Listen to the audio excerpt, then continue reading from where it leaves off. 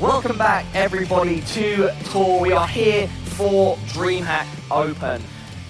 We have 14 remain. We started with 8, and now we are moving into the final matches. We've got some awesome Counter-Strike coming up today, and it will all culminate tomorrow. I'm joined today not only by my analyst, but someone else who you'll see shortly, and there he is, Pump. How are you doing? Or should I say Pimp? You should Pimp. My nickname for him is Pump. But, I'm doing well. Yeah, good. And I'm here as well with Helium and Natu. How are you guys doing? Too good, thank you. Good night's sleep and ready for another day of Counter-Strike. A good night's sleep after ENCE with their victory yesterday, of course. Yeah, obviously super happy about that. I mean, being like I said yesterday, tough 5 months, but then having a glimpse of hope is always, or a glimmer of hope, I guess, is a positive thing. Feeling good after yesterday, Helium? Well, it's spring here. The allergies are hitting me rather hard, but I'm happy to be here. It's awesome to be in France. Tour is even pretty nice. We were downtown. It's a good-looking city. But after the ENCE games yesterday, we should have had someone just commentating your facial expressions while you were commentating the game. We should have had a dedicated face. Can we have a dedicated face cam for whenever ENCE are playing on Natu? I think that would be fantastic.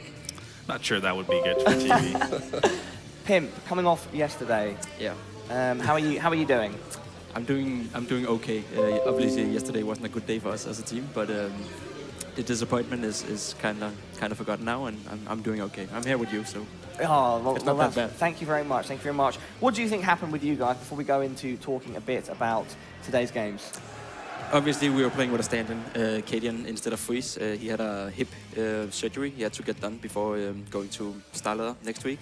So we had to play with a stand-in, and obviously that's not a good thing. We only had a week to prepare with Cadian, and in Counter-Strike, a week is not always enough. I'm not going to blame the fact that we didn't have Freezer for playing that poorly, but it was definitely a part of the reason why we didn't perform as well as we did at Gfinity, for an example. Okay, and so if Freeze was here, where do you think you'd stack up against these teams? I think we'd be in the semi-final right now, to be honest. But again, it's only guesswork. I wouldn't know if we would play better with Freeze. We could even be playing worse. It's a possibility, but playing with a stand-in is never easy, and everyone who has tried it knows that. Okay, well, we are about to take a look on screen at the current standings and what exactly happened. Do you want to run us through it, Helium, to start off? Yeah, so we've got those initial matches, the SK Gaming versus Orbit, where Orbit was actually quite dominant there, winning 16-6, and then Dignitas versus Epsilon. Dignitas wins, and they got the 2-0 because they faced Orbit later on, and they moved on into the semifinal. And then we had another close one, SK Gaming with Epsilon, that went 16-14, so the full 30, and it was Epsilon to move on and face Orbit, and then Orbit won there to get their spot in the semis as well. Yeah, and then we have the other group stage here. Natu, do you want to give us a little rundown of what your team's been through and the rest of the group? Well, I mean, obviously, initial match was ENCE versus Godsend. It was an overtime match on Mirage. It was 19-17 for ENCE, and then we saw HellRaisers take care of Lounge. I think that was on Dust 2, if I'm not remember correctly, 16-10. HellRaisers Lounge was Mirage. Oh, that was Mirage, yeah. You're right. And then in the winners match, HellRaisers, that was Dust 2, and HellRaisers definitely the better team on that one. Just a very dominant T side on Dust 2, 16-9 scoreline, and then Godsend finally winning CSGO Launch. I think they were struggling against them online quite a bit, losing a couple of times against them. So eventually we had ENCE play against Godsend once again in a best-of-3 series that went all 3 maps, and that was 2-1 for ENCE. And here we have the 4 teams remaining: HellRaisers, Team Orbit, Dignitas, and ENCE. Exactly, we're starting off today with HellRaisers versus Orbit. It should be a pretty exciting game. Pimp, do you have any initial thoughts on this matchup? I think it's going to be a matchup where HellRaisers definitely are the favorites going into the match. Orbit is as well playing with a stand-in, since DreamHack cannot play here due to some circumstances. Yes, some circumstances. That's a very, very political way of putting it. Yeah, I think HellRaisers are the favorites going into this matchup. I think it will be... it will probably be 2 close maps, but HellRaisers should have the experience and the more firepower, basically, to close this out against Orbit, who is playing with a stand-in. And again, a stand-in that is not particularly any good, to say the least. The scene in Bulgaria is not that wide and spread out, so they don't have many options bringing in stand-in, and the one they found is not on level with Dreamer. That's not a shame to say, because Dreamer is a very good player. So they will have a very tough fight against HellRaisers, I believe. I think Punisher did okay yesterday, but after speaking to you guys, at least the impression I got from speaking to you guys was that this could be a relatively easy victory for HellRaisers. It should be a 2-0 maybe. I mean, it's not as clear cut. Obviously, they actually met each other at the ESC Premier Finals just a week ago or so, and that was a 2-1 for HellRaisers. Obviously, HellRaisers didn't have Bondic playing there because of the rules in the EC League. Yeah. Yep, roster locks. So they have Questone playing for them instead of Bondic, but still was a relatively close 2-1 series. Also, they met each other at Copenhagen Games. I think that was 2-0 for HellRaisers, but still both matches were really close. So I mean, it's to me, really, to be honest with you, it feels it's all on Orbit, because they seem like this team that is either going to be playing really well and you're just super stressed, oh, they're doing all these amazing things, individual just hitting their shots and making really good calls, or they're just going to be absent totally. So I think we're going to see quite a consistent level from HellRaisers, so it's up to Orbit really to show up and make it a contest basically. And then yesterday we also had the words from the players themselves. Victor was on the desk with us, and before he even knew he was playing HellRaisers, he mentioned, you know, they have some sort of black magic over us. You know, we've been scrimming them, practicing against them, and they've been losing. So, I mean, just Black take it from magic. a player themselves. And then Stiko also mentioned it after, of course, they advanced and realized who they were playing, saying, you know, we're confident and we've been doing well against them in scrim. So, yeah, well, why don't we introduce the HellRaisers team and take a look at the roster. There we go. It's Zero, Angel, the guy that's been sticking around HellRaisers for quite some time now, and then Stiko, Oscar, of course, the person that everyone is always talking about, always on the top page of Reddit with some sort of crazy highlight, and then Bondic, who has recently moved over from Flipside. Anything that you guys would like to point out? I mean, a couple of things I want to point out. Angel is the in-game leader that has a lot of fragging capability, but also the fact that he seems to be this guy always, every team he's been on, seems like this simplicity is he's like bread and butter. He wants to do a lot of aggression on the CG side and does a lot of these simple strats where they just throw smokes to one area and then decide to go to the other, which is a pop flash, trying to plow in with brute force. And also, adding Bondic feels like it's just watching them here, a little bit more stability, he's a really stable rifler, so I think that's a great addition to the team. This DreamHack is, of course, functioning as the European minor. The top two, the people who finish first and second, will be qualifying for the offline qualifier for ESL 1 Cologne 2016, the next major. There is also $50,000 on the line, so there's a lot at stake here. These teams, what's it like to compete for these sorts of stakes? Well, it's an unknown factor, actually, that the minors and the major qualifications often are harder to play than the actual majors, because so much is on stake. This is a step before. Good way of getting out of losing. I like that. Yeah. Very strong. No, but it's true. Like this is obviously a step before the last major qualifier who determines which teams go to the actual major. But when you play those major qualifiers, you know so much is on stake. You know about the sticker money. You know about the impact it will have in just participating in a major and the publicity that you get both as a team, as a player, and as an organization. And the pressure is just there. I personally have been playing a lot of these qualifications, and we failed a lot as well. It always comes down to that I feel that the teams I've been on, at least, are not playing the same way when we play those qualifications, because we know this is such a big pressure, and we know how much is on stake, and we know how much we can lose by not playing well. And when that gets into your mind, you often start to play not as well and not in the same way that you usually do. And I have the sense that a lot of teams that are competing in these qualifications feel the same way. So it's a big factor actually going to qualifications like this. Thank you very much for that, Pimp. Why don't we take a look at the other team, the team that are going to be facing off against HellRaisers, Orbit, the Bulgarian powerhouse, probably the best team to come out of that region in quite some time. They consist of Bubble, who's been playing pretty good at this tournament, Punisher, the stand-in, who's standing in, as we've already established, for Dreamer, Spy Leader, who is the in-game leader, and then Victor and NKL, who have been doing decent work as well, the final two players. Anything you'd like to point out about them, Helium? Well, of course, they're missing Dreamer, right? As Yes. Pimp already mentioned, he's a very good player. It's very difficult for Punisher to fill that role, but we had Victor playing incredibly well. That's not a surprise, even when his team's losing. He's doing great. And then Bubble actually stepped up. I've never thought of Bubble as like a crazy skilled opper, but he was right up there with Victor yesterday in their matches, so that's really important for them. If they can stay both at the top of fragging power, then I think Orbit does maybe have a bit of a chance against HellRaisers. Yeah, it's basically for me, it's Bubble, Victor, and also NKL stepped it up yesterday too. I mean, Bubble was one of their main forces with their run towards into the final of the Copenhagen Games back in March of this year. So he's being one of the mainstays for them in their rise. But at the same time, this team, like we said yesterday, said they really, I think, showed the mark last year when they were one of the Star Ladder finals and they beat Envy there, and everyone thought, all right, this team might be really breaking through now. You know, they have the opportunity, but it seems like they're just not going to be able to, haven't been able to take that next step. Obviously, I think one of the reasons is the fact that DreamHack cannot be playing with the Valve endorsed tournaments for obvious reasons. And for me, if I'm honest, really, I mean, if this situation is not going to be resolved in his favor in the next, let's say, a couple of months, I would make a change, because they're definitely, one of the facts that they're not consistent has to be because they're not playing with the same 5 all the time. So I would make a change. The skill, so I guess what we're proposing is that the skill is there, and these guys, I mean, if they could do all 5, it would be the perfect world if they could play with Dreamer. But that could very well not be the case, and the other 4 then need to look somewhere else to kind of consolidate and then continuously practice. And they also, one of their main faults has to be the fact that they just keep force buying, and it just triggers me so badly. It did work out earlier in the tournament. Well, that's the thing, right? They just they get into this like false hope of, oh, it's gonna work again, isn't it? It's definitely not, mate. It's not gonna work. It's just there are situations you're supposed to force buy where it makes economically sense. You want to try to break your opponent's economy.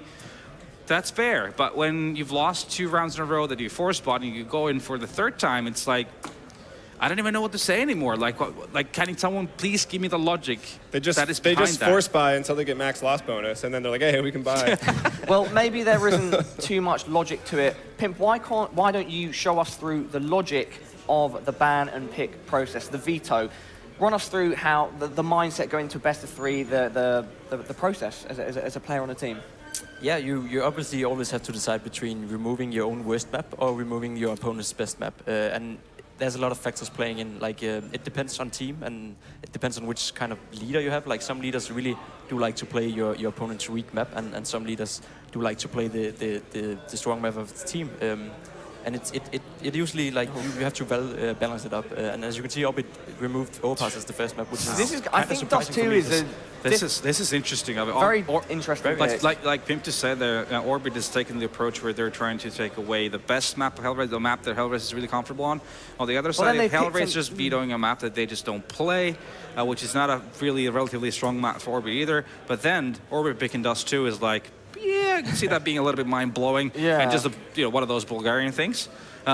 Because obviously it's a really, really good map for HellRaisers, and they're a top team to play on that map. Now Cash as well, that's going to be one of the bread and butter maps for HellRaisers too, so so far this veto is looking really good for HellRaisers. It is, but it's also Orbit's best map, I'd say, is Cash. So they probably figured that HellRaisers would pick Cash if they left out with Overpass.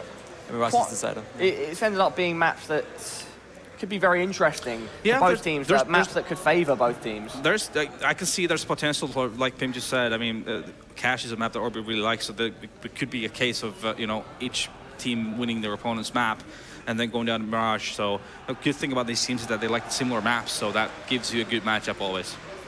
Yeah, I mean, me personally, I can't see necessarily where this is going now. I definitely think HellRaisers is still going to take it, but let's talk about the map now the match, in the context of those maps specifically. Do you see it favoring either team? Considering that Pimp and yourselves point out, this is slightly fairer, even though Dust 2 is could be good for HellRaisers as well. I would say all 3 teams share these maps. Like, they all play them quite often. Even yesterday, Orbit picked Mirage because, of course, Epsilon in that series, Epsilon picked Dust 2, and we said the same thing. Like, well, that's crazy because that's one of Orbit's best maps. Now Epsilon's picking into it. So the same things happens here with Orbit picking Dust 2 into HellRaisers. HellRaisers go for Cash, which Orbit also plays quite often, and then Mirage. Again, both teams share that. So the maps, I don't know if you can say anyone really won the veto process. Yes. I mean, well, Dust 2 for HellRaisers really is one, like I said, Angels teams always like to be the aggressor, especially Dust 2. You see, let's say the first 8 rounds of CT side, you basically see them just running up towards middle through catwalk. So if you're just aware of the way they stylistically like to play, there's the ways to counter that. Obviously playing super passively, just waiting for them to do the first moves. And they're really good with their catwalk pushes as well on the T side. And if you review their demos and find the ways how to kind of play a retake on A properly, then, obviously it's possible to be competitive. But, just looking at the raw firepower of these teams, putting out in there right now. It's just HellRaisers has a lot more to offer, to be honest with you. Oscar yesterday was just, dismantling people through the double doors, just basically shooting people through the doors even without seeing them, and tagging them, against ends quite a few times as they were trying to cross the B bomb site. So I think it's going to be a tough one for Orbit, definitely. We're about to head into the game. We've got a short period of time left, and that means one thing: predictions. I'll start with you, Pimp. I think it's going to be a 2-1 for HellRaisers. I think Orbit has a great chance of winning actually both Dust2 and Cash. I don't think they're going to win both. I think HellRaisers, if they were to lose one of them, will calm down and really step their game up. They have the extra gear, they have the extra level, so they should be winning this match, as Nato said. They have the more firepower, they have the more experience. They have the whole package compared to Orbit, basically. So a 2-1, but it'll be a close game, I think. Helium? Yeah, it's hard not to agree with the 2-1 just because the maps are so shared, and Dust2 is kind of talked about as that upset map. So once again, just like that Orbit Epsilon series, I think a lot hinges on what happens on Dust2, how this starts off. But I'm going to say 2-0 to HellRaisers because, again, like Natu said, the firepower just consistently across HellRaisers is a lot greater than Orbit's. I mean, Dust2 is a bit of a map, it's a puggy style of map. A lot of things can go wrong on it. There's a lot about gambles on the CT side. We know HellRaisers like to do gambles, obviously, and Orbit's not one to shy away from them either. But at the same time, just looking at these teams, I feel like Cash is the map where Orbit might have a chance to make it into the third one. But I still feel like HellRaisers is going to take it in 2. Okay, so we've got all 3 votes going towards HellRaisers. Then I'm just going to play devil's advocate and say 2-0 to Orbit because we've been wrong. Because why not? No, because we've been wrong no about respect for this guy. Why use logic? We've been wrong about them every time, so I'm just going to throw it out there, just be the other side of the argument. And we're going to be ready to go into that game and see if it goes the way that any of us have predicted. So, HellRaisers versus Orbit.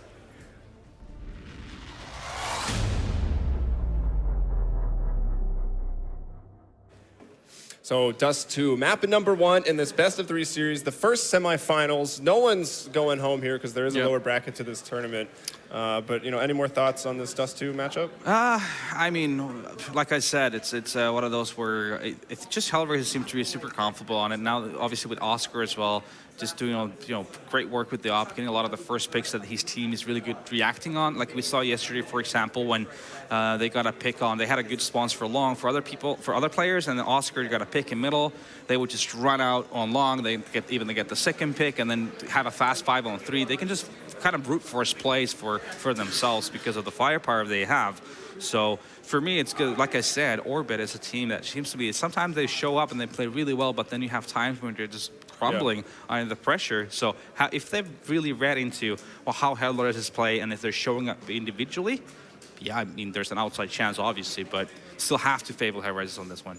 Yeah, Oscar, as you mentioned, it was just incredible yesterday. I don't even know for like 10 rounds straight if he missed a shot through the doors. He hit one guy in the head without even seeing them. That person didn't cross. He was getting them all the time. Then finally they had nades. They were having to throw nades, HE nades and smokes just to get across over to B or not play B. That's how crazy it was. Yeah. And then you already mentioned if HellRaisers start to get aggressive on their CT side, pushing off of Cat, maybe pushing tunnels as well, and just putting that pincer attack. We know basically every team likes to set up at least 3 people in the middle and take control. And if they're not given time to execute, that is Orbit, it could be pretty brutal for them. Definitely could be. And here we go already. It's the pistol round. It's live, and it seems like it's going to be running out all along. So, and they have two smokes on their disposal right now. It's Deco and Pondic. Seemingly, the CTs are playing really passively on that long. Just staying on Cat and staying in mid. Yeah, we see Bondic lining up that smoke. Is that going to be dropping on Cat or dropping on CT? Yeah, we'll drop down in CT. So Bubble, feeling maybe a bit of pressure. Looks like he'll throw a smoke onto the catwalk. Bondic and a crew, meanwhile, have made up a lot of space here. They've basically got all the way up long, and Punisher's fallen. Bubble trying to do something from the catwalk. He goes down, and it's Victor at barrels. He grabs 1 headshot, but that is all. Only 2 people alive for Orbit right now. Yeah, and the problem really is when you don't have a hold of either long or catwalk, you can get sandwiched so easily. That's exactly what happened to Orbit there. They were not able to hold either of the 2. And it's going to be just down to NKL right now with 4 T's still alive. It's going to be close to impossible. Gets the first headshot, but then gets down by 0. So that's going to be a quick 1-0 to HellRaisers. Yeah, and now, I mean, it is that second round, so you expect the force buy coming out from Orbit, of course. Well, because why not? And then possibly even again, as they did yesterday, which was kind of just basically said we thought we could surprise them with it.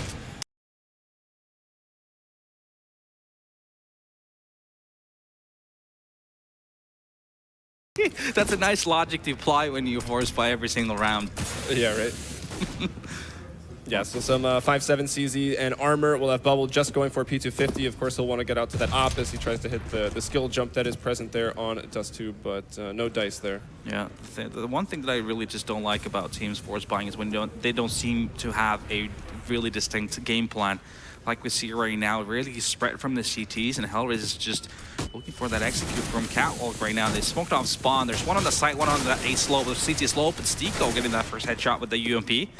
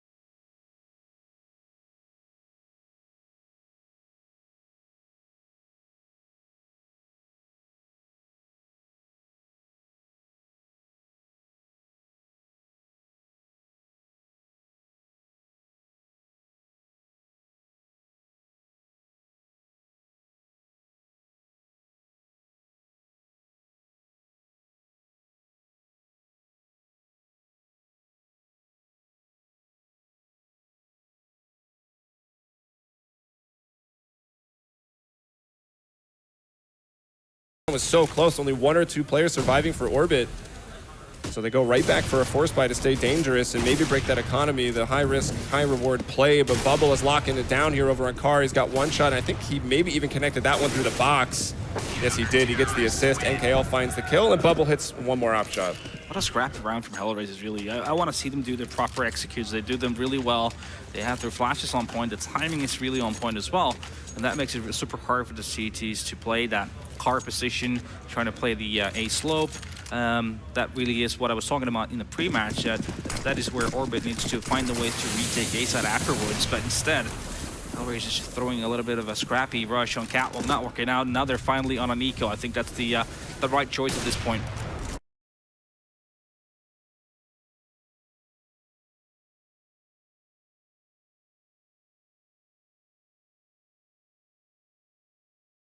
Yeah, definitely. Get out to proper weapons, decent amount of utility, and do what they're known for here on Dust2. Instead of getting baited into, oh, pistols are so good in CSGO, let's just keep going for the force buy and trying to break the economy or, you know, no armor and just get some deagles. Stiko and Angel coming away with kills. Stiko grabs one more there through the mid double doors, and now man advantage for HellRaisers.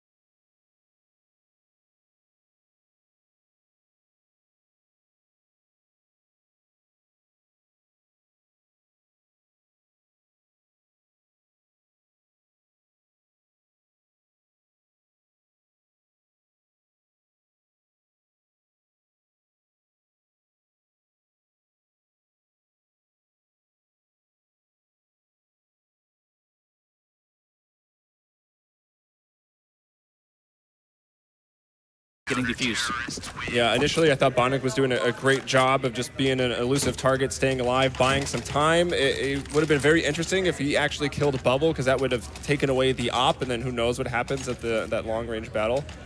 Yeah, good job from Orbit so far, being able to interfere with HellRaisers before they're really being able to execute. They've never really been able to get those 5-man executes. It's always been down to a 3-on-3, 4-on-3, 3-on-4, kind of special situations. I mean, you don't have all the utility you want to have for your executes, so I think the HellRaisers need to slow down their game a little bit and try to take over Catwalk together, try not to lose members before doing so, and then have their opportunities to do really good Catwalk pushes or B splits. Yeah, so seeing our second true rifle round right now, last round being the first, and even then, Orbit was playing quite aggressive, right? We had Spy Leader push off the Catwalk, get that initial kill and quite a bit of damage done to 0, but now they will start off passive, so HellRaisers are given a bit more of a chance now, like you said, to take control of an area of the map without losing someone. And really heavy mid-stack right now for the CT. Everyone towards CT spawn. 2 towards B. They're banking on the possibility of that B split coming in. Bubble's not going to be able to connect on that one. Decides to fall back, and right now, HellRaisers doing what HellRaisers do the best. They take over Catwalk and then start thinking about their choices. They'll still got 50 seconds on the clock, so many opportunities to be taken, or possible to be taken here. So they can do a split, maybe fake that Catwalk push and go for a middle push towards B. That's something that should exist in Counter-Strike. That's quite an angle through the box. Yeah. I imagine that might mitigate the damage a little. And also, as HellRaisers were taking that Catwalk control, when they pushed Bubble off, he used basically all the utility that he had, which included a Molotov, and that was really the only thing Orbit had going for them. So 20 seconds left and just 1 flashbang for Orbit. So HellRaisers have done a good job. They still have Molotovs and flashes. Angel moving in through the B double doors, actually coming from middle, gets the first kill, and Punisher playing at the car. This might go unchecked. Oh, he gets the dink, but Oscar might have even been a no-scope. He gets a headshot and then follows it up with the frag onto Spy Leader. 3 people, and he can't plant the bomb. They've lost the round. And now they're going to die after time. That's 1 death after time onto Oscar. 0 maintains the op, but that was a disaster. Wow, that's one way to tilt yourself. So many things happened there. Angel creeping his way through mid. Got a crucial kill, I felt like, that gave them an opportunity, but then it seemed like it was all lost before Oscar came in with those huge frags. And then to lose around like that, not able to plant when you had the opportunity, obviously, it's going to be just really gutting. And that's going to be the 6th round on the board for Orbit in a situation where you thought it would never happen. It's hard to tell what happened with the bomb. Maybe the player didn't realize he had it, or he thought he needed to plant safer behind that double stack, and then, you know, that 1 second clicked off. What is it, 3.5 seconds to plant, so you need the clock to say 4. And they missed out on that. And Oscar, he was handed over that op, but he died after time, so his money is low. He does not have armor. He's bought nothing on this round, and it's Orbit that leads 6-1. Definitely exceeding our expectations. Definitely a great start for them so far. They're dictating the place very much, and again, they had the right positioning. Was HellRaisers trying to do a bit of a Catwalk fake and then go through mid to B and tunnels. Not working out right now. Well, like I said, Oscar doesn't have armor, and they are quite limited with their utility. So far, they're just gathering around outside of long, which is where 2 of the CTs are right now. So that could be the perfect storm for Orbit once again. It looks like Bubble, he wasn't even peeking that aggressive angle on Catwalk. He was maybe just playing off of sound. He heard those footsteps, drops back, and tosses a nade that was quite effective, actually. But Angel finding that first kill. He gets cleaned up by Victor. Can Victor do anything more? He's left all alone. He hits the first shot, but that's the M4. He goes down, and now Oscar at long. Bubble's not able to retreat. Nowhere left to hide when you lose long and Catwalk. So he goes down. It looks like HellRaisers might find themselves a convincing round. Yeah, it's a nice ace split coming from HellRaisers right now. Punisher, for some reason, is still going for this. So is NKL. I'm not really sure I agree with this idea. They should have just come back already. 4-on-2 situation retake. It's, well, very unlikely to win that one. Instead, they decide to commit to it. I think Punisher is going to be in a lot of trouble. Well, it does get a kill on the Bondic, but his position is known right now. He's just going to try and evade. Or is he? Well, again, he's just playing with the idea. Trying to take down as many HellRaisers players as possible.